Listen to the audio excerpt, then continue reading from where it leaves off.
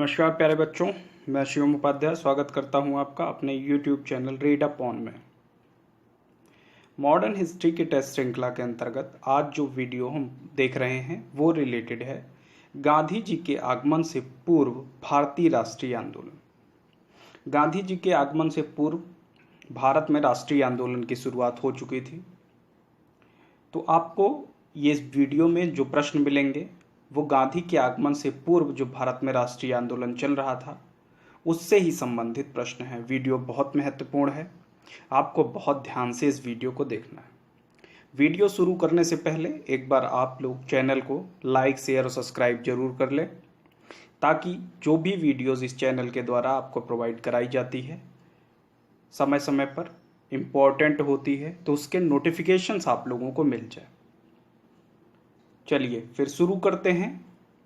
आज का जो पहला क्वेश्चन होगा हमारा वो होगा, पहला क्वेश्चन आपकी स्क्रीन पर है कि भारतीय राष्ट्रीय कांग्रेस की स्थापना किस वर्ष हुई थी? 1887, 1885, 1886 या फिर 1888? किस वर्ष स्थापना हुई थी भारतीय राष्ट्रीय कांग्रेस की, ये बात आपको बतानी है इस प्रश्न में। आसान प्रश्न है, सबको पता होगा।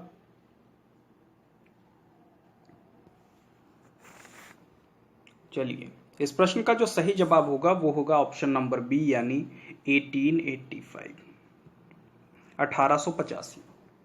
भारतीय राष्ट्रीय कांग्रेस की स्थापना 1885 में एलन ऑक्टेवियन ह्यूम, जिन्हें हम एवो ह्यूम के नाम से भी जानते हैं, के द्वारा की गई।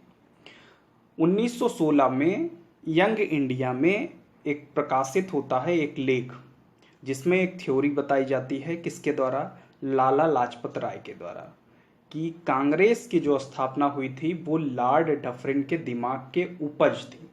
और इसमें उन्होंने सेफ्टी वॉल्व का सिद्धांत दिया था कि जो कांग्रेस की स्थापना हुई है वो इसलिए की गई है ताकि राष्ट्रीय आंदोलन का जो उभार है उसको काउंटर किया जा सके, उसे दबाया जा सके। तो इस बात को लाला लाजपत राय ने कांग्रेस के बारे में कहा है। उन्होंने और कहा कि कांग्रेस की स्थापना को उद्देश्य राजनीतिक आज़ादी प्राप्त करने से ज़्यादा यह है कि उस समय ब्रिटिश साम्राज्य पर जो खतरे मंडरा रहे थे उसको शांत किया जा सके। बहुत सारी लोगों ने कांग्रेस के बारे में काफ़ी सारी टिप्पणियां की, तो इस आगे आने वाले प्रश्नों में शायद आपको उससे भी संबंधित क्वेश्चंस मिल जाएं। इस प्रश्न में 1885 भारतीय राष्ट्रीय कांग्रेस इस प्रश्न का सही जवाब था। बढ़ते हैं अगले प्रश्न की तरफ। अगला प्रश्न है प्रश्न नंबर 2। दिसंबर 1885 में इंडियन नेशनल कांग्रेस का सर्वप्रथम अधिवेशन कहाँ आयोजित किया गया? अहमदाबाद, बम्बई, कलकत्ता, दिल्ली। 4 ऑप्शन है आपके सामने, आपको सही विकल्प का चुनाव करना है। आपको बताना है कि दिसंबर 1885 में इंडियन नेशनल कांग्रेस यानी आईएनसी का जो पहला अधिवेशन हुआ वो कहाँ आयोजित किया गया? अहमदाबाद, बम्बई, कलकत्ता, दिल्ली। 4 ऑप्शन आपके सामने हैं। इंडियन नेशनल कांग्रेस के प्रथम अधिवेशन को कहाँ आयोजित किया गया था, ये बात आपको बतानी है। प्रश्न का सही जवाब होगा ऑप्शन नंबर बी, यानी बम्बई। 85 में कांग्रेस की स्थापना होती है। 28 दिसंबर 1885 बम्बई के गोकुल दास तेजपाल संस्कृत कॉलेज के परिसर में आईएनसी का प्रथम अधिवेशन आयोजित किया जाता है। अधिवेशन की अध्यक्षता करते हैं व्योमेश चंद्र बनर्जी।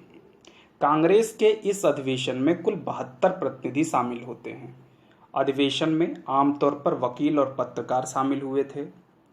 बता दें आपको कि कांग्रेस की स्थापना हुई थी भारतीय राष्ट्रीय संघ के नाम से, एओ ह्यूम द्वारा की गई। बाद में दादा भाई नौरोजी के सुझाव पर बम्बई में आयोजित प्रथम अधिवेशन में इसको इंडियन नेशनल कांग्रेस कर दिया गया। कांग्रेस के प्रथम अधिवेशन की मांगों में मुख्यतया प्रशासनिक सुधारों और सैन्य गतिविधियों में कमी लाने पर बल दिया गया था। तो पहला अधिवेशन होता है 28 दिसंबर 1885 गोकुल दास तेजपाल संस्कृत कॉलेज में। ठीक है, तो ये बात ध्यान रखिएगा, कहाँ? बम्बई में। नेक्स्ट प्रश्न है हमारा प्रश्न नंबर 3। निम्न में से किस अधिवेशन के लिए पहली बार एक महिला को अध्यक्ष चुना गया? कलकत्ता अधिवेशन 1917, गया अधिवेशन 1922, इलाहाबाद अधिवेशन 1921, लखनऊ अधिवेशन 1916। आपको बताना है कि वो अधिवेशन का नाम जिसमें पहली बार एक महिला को अध्यक्ष चुना गया था। 4 ऑप्शन आपके सामने दिए गए हैं। इस प्रश्न का जो सही विकल्प होगा वो होगा ऑप्शन नंबर ए, यानी कलकत्ता अधिवेशन 1917। कलकत्ता अधिवेशन 1917 में पहली बार कांग्रेस के अधिवेशन में महिला अध्यक्ष होने का गौरव प्राप्त हुआ। किसको? एनी बेसेंट को। एनी बेसेंट 1847 में इंग्लैंड में जन्मी थी। इन्होंने भारतीय राष्ट्रीय कांग्रेस में अपना बहुत महत्वपूर्ण योगदान दिया। थियोसॉफिकल सोसाइटी से ये जुड़ी हुई थी, तो ध्यान रखिएगा कि थियोसॉफिकल सोसाइटी से जुड़ी थी। 1917 में इन्हें कलकत्ता अधिवेशन में कांग्रेस की अध्यक्षा बनाया जाता है। 1904 में एनी बेसेंट ने बनारस में सेंट्रल हिंदू कॉलेज की स्थापना की और साथ ही साथ भारत में वह सोसाइटी से जुड़ी रही। उन्होंने न्यू इंडिया और कॉमनवेल्थ नामक समाचार पत्रों को भी निकाला। कांग्रेस की प्रथम भारतीय महिला अध्यक्ष की बात करें तो वो थी सरोजनी नायडू।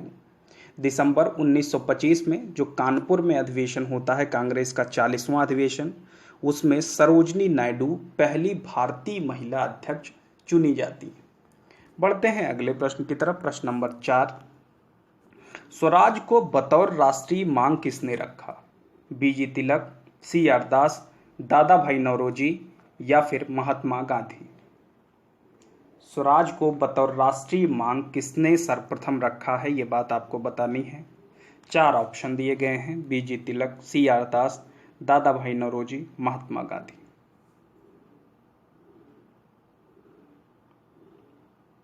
प्रश्न का सही जवाब होगा ऑप्शन नंबर सी, दादा भाई नौरोजी, जिन्हें हम ग्रैंड ओल्ड मैन की संज्ञा भी देते हैं। इन्हें ग्रैंड ओल्ड मैन के नाम से या ग्लैडस्टोन के नाम से भी हम लोग जानते हैं। दादा भाई नौरोजी ने सर्वप्रथम स्वराज को बतौर राष्ट्रीय मांग रखा। 1906 में जो इनकी अध्यक्षता में प्रथम बार कांग्रेस का अधिवेशन जो कलकत्ता में हो रहा था तो उसमें स्वराज की मांग रखी गई। इन्होंने कहा, हम दया की भीख नहीं मांगते, हम केवल न्याय चाहते हैं। तो बात ध्यान रखिएगा, हम ब्रिटिश के समान अधिकारों का जिक्र नहीं करते, लेकिन हम स्वशासन चाहते हैं। ये उनके शब्द थे जो कलकत्ता में अधिवेशन हो रहा था। 1916 के लखनऊ कांग्रेस अधिवेशन में तिलक ने भी स्वराज की मांग रखते हुए कहा कि स्वराज मेरा जन्मसिद्ध अधिकार है और मैं इसे लेकर रहूंगा। इस स्टेटमेंट से संबंधित प्रश्न एग्जाम में पूछे जाते हैं कि किसने कहा था, तो इसको कहा था तिलक जी ने। उन्होंने और कहा कि राजा जनता के लिए बने हैं, जनता राजा के लिए नहीं बनी है। स्वतंत्रता आंदोलन के दौरान दादा भाई नौरोजी ने ये वक्तव्य दिया कि राजा जनता के लिए बने हैं, जनता राजा के लिए नहीं बनी है।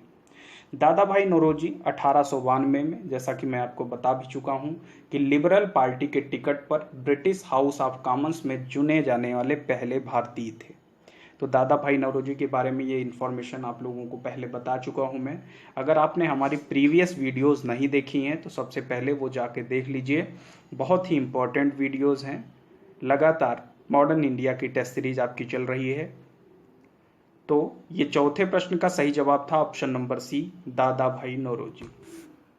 नेक्स्ट प्रश्न है प्रश्न नंबर 5, भारतीय राष्ट्रीय कांग्रेस को किसने भीख मांगने वाली संस्था कहा था?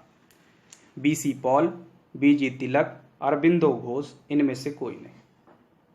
भीख मांगने वाली संस्था किसने कहा था भारतीय राष्ट्रीय कांग्रेस को, ये बात आपको बतानी है इस प्रश्न में। राइट आंसर्स कमेंट कीजिए आप लोग कि इस प्रश्न का सही जवाब क्या होगा। प्रश्न का सही जवाब है ऑप्शन नंबर सी, यानी अरविंद घोष। 1893-94 में अरविंद घोष ने इंदु प्रकाश पत्र में न्यू लैम्प्स फॉर ओल्ड नामक एक लेख श्रृंखला का प्रकाशन किया, जिसमें उन्होंने उदारवादी राजनीति की पहली व्यवस्थित आलोचना की थी। अपनी आलोचना में उन्होंने कांग्रेस को भीख मांगने वाली संस्था कहा था। एग्जाम में पूछा गया है कि भीख मांगने वाली संस्था भारतीय राष्ट्रीय कांग्रेस को किसने कहा है? तो ध्यान रखिएगा, अरविंद घोष ने। अरविंद घोष ने निष्क्रिय विरोध यानी पैसिव रेजिस्टेंस के सिद्धांत का प्रतिपादन किया। बिपिन चंद्र पॉल ने उदारवादी नीतियों को राजनीतिक भिक्षावृत्ति की संज्ञा दी है। यानी भारतीय राष्ट्रीय कांग्रेस को भीख मांगने वाली संस्था कहा है अरविंद घोष ने, जबकि बिपिन चंद्र पाल ने उदारवादी नीतियों वाली राजनीति को भिक्षावृत्ति की संज्ञा दी है। अश्विनी कुमार दत्त ने कांग्रेस के सम्मेलनों को 3 दिवसीय तमाशा 3 डेज तमाशा कहा। उन्होंने किसको? 3 डेज ड्रामा, कांग्रेस के जो सम्मेलन हो रहे थे। लाला लाजपत राय ने उसे वार्षिक मेला कहा और तिलक ने कहा कि यदि एक वर्ष में एक बार मेढक की तरह टर्राएं तो हमें कुछ नहीं मिलेगा। तो जितनी भी स्टेटमेंट मैंने अभी आपको बताई हैं वो इम्पॉर्टेंट हैं, ध्यान रखिएगा कि अरविंद घोष जो हैं वो भीख मांगने वाली संस्था कह रहे हैं। बिपिन चंद्र पाल उदारवादी नीतियों को राजनीतिक भिक्षावृत्ति की संज्ञा देते हैं। अश्विनी कुमार दत्त 3 दिवसीय तमाशा कहते हैं। लाला लाजपत राय वार्षिक मेला कहते हैं और तिलक बोलते हैं कि यदि एक वर्ष में एक बार मेढक की तरह टर्राएं तो हमें कुछ नहीं मिलेगा। ये सारी स्टेटमेंट कांग्रेस के बारे में विभिन्न जो क्रांतिकारी थे, नेता थे, उस समय राष्ट्रीय आंदोलन को नेतृत्व प्रदान करने वाले, उनके द्वारा कांग्रेस के बारे में कही गई हैं। नेक्स्ट प्रश्न है हमारा प्रश्न नंबर 6। निम्न में से किसने कांग्रेस के प्रारंभिक अधिवेशन को 3 दिवसीय तमाशा कहा? अश्विनी कुमार दत्त, रमेश चंद्र दत्त, विलियम बेडरवर्न, लॉर्ड डफरिन। 4 ऑप्शन हैं, आपको बताना है कि किसने कांग्रेस के प्रारंभिक अधिवेशन को 3 दिवसीय तमाशा कहा है। प्रश्न का सही जवाब होगा, मैंने आपको पहले ही बता दिया कि किसने 3 दिवसीय तमाशा कहा, तो कहा वो अश्विनी कुमार दत्त ने। नेक्स्ट प्रश्न है हमारा प्रश्न नंबर 7। निम्न में से किन्हें गांधी ने अपना राजनैतिक गुरु माना? ऑप्शन दिए गए हैं आपको। रविंद्रनाथ टैगोर, हेनरी डेविड थैरो, गोपाल कृष्ण गोखले, राजा राम मोहन राय। गांधी ने किसको अपना राजनैतिक गुरु माना है, ये बात आपको इस प्रश्न में बतानी है। जल्दी से राइट आंसर कमेंट कीजिए कि कौन सा आंसर सही होगा।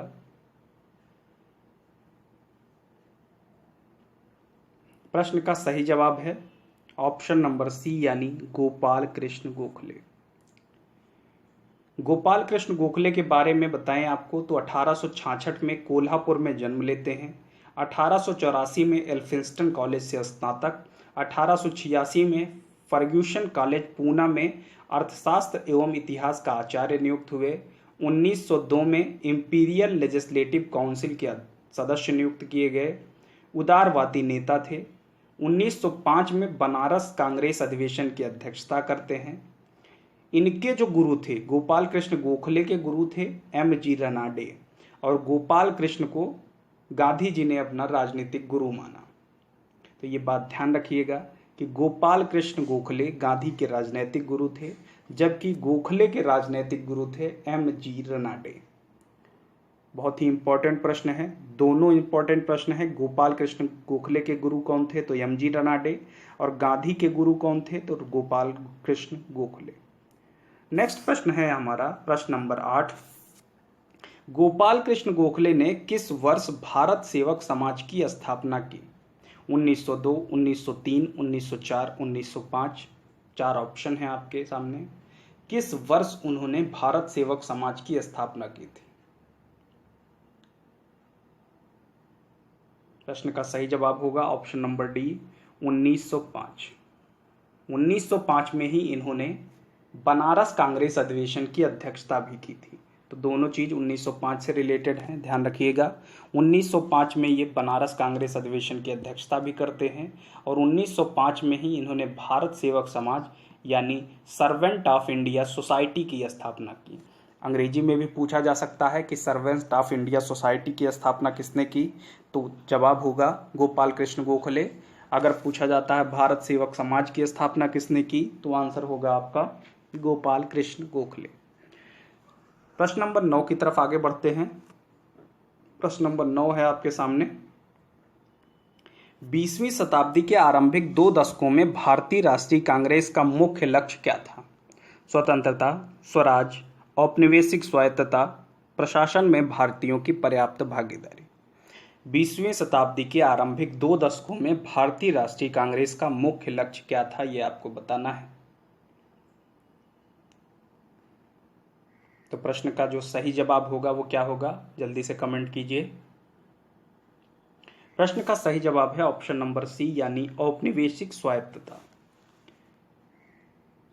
औपनिवेशिक स्वायत्तता जो भारतीय राष्ट्रीय कांग्रेस के प्रारंभिक 2 दशक थे, उसमें इनका मुख्य लक्ष्य था कि औपनिवेशिक स्वायत्तता की प्राप्ति।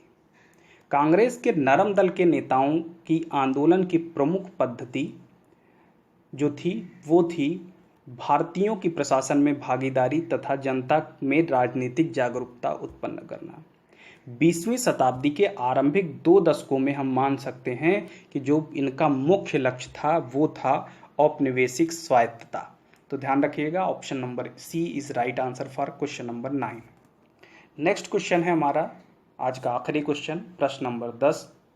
निम्न में से कौन उग्रवादी नेता नहीं था? बिपिन चंद्र पाल, बाल गंगाधर तिलक, WC बनर्जी, उक्त में से कोई नहीं। उक्त में से कोई नहीं, बिपिन चंद्र पाल, बाल गंगाधर तिलक, WC बनर्जी। आपको बताना है कि कौन सा सही होगा। प्रश्न का सही जवाब होगा ऑप्शन नंबर सी, यानी WC बनर्जी। 19वीं सदी के अंतिम एवं 20वीं सदी के आरंभिक वर्षों में भारतीय राष्ट्रीय कांग्रेस में एक नए और तरुण दल का उदय हुआ जो पुराने नेताओं के आदर्शों एवं ढंगों का कड़ा आलोचक था। इस जो दल था इसका मानना था कि कांग्रेस का ध्येय स्वराज होना चाहिए। इनके विचारों के कारण, इनके विचार उग्र थे, इसीलिए इनके विचारों के कारण इन्हें उग्रवादी कहा गया। लोकमान्य तिलक, अरविंद घोष, बिपिन चंद्र पाल, लाला लाजपत राय जो है वो ऐसे नेता थे जो उग्रवादी नेता माने गए, जबकि WC बनर्जी उदारवादी कांग्रेसी नेताओं में शामिल थे। तो इसलिए इस प्रश्न का सही जवाब होगा ऑप्शन नंबर सी। ये आज के 10 प्रश्न थे जो कि संबंधित थे गांधी के आगमन से पूर्व जो राष्ट्रीय आंदोलन चल रहा था उससे। बहुत ही इंपॉर्टेंट प्रश्न थे। उम्मीद है कि आप लोगों को समझ भी आए होंगे। इन सब प्रश्नों का PDF प्राप्त करने के लिए आप हमारे टेलीग्राम चैनल पर विजिट कर सकते हैं। साथ ही साथ वीडियो डिस्क्रिप्शन में आपको हमारे चैनल का इंस्टाग्राम लिंक और टेलीग्राम लिंक दिया हुआ है, वहाँ से जा कर के आप चैनल को फॉलो कर सकते हैं। चैनल को सब्सक्राइब जरूर करें। इंस्टाग्राम पर फॉलो कर सकते हैं ताकि नोटिफिकेशंस मिल सके। टेलीग्राम को ज्वाइन कर सकते हैं ताकि PDF और इन्फॉर्मेशन आप तक कैरी हो सके। वीडियो को देखने के लिए बहुत बहुत धन्यवाद। Thank you all.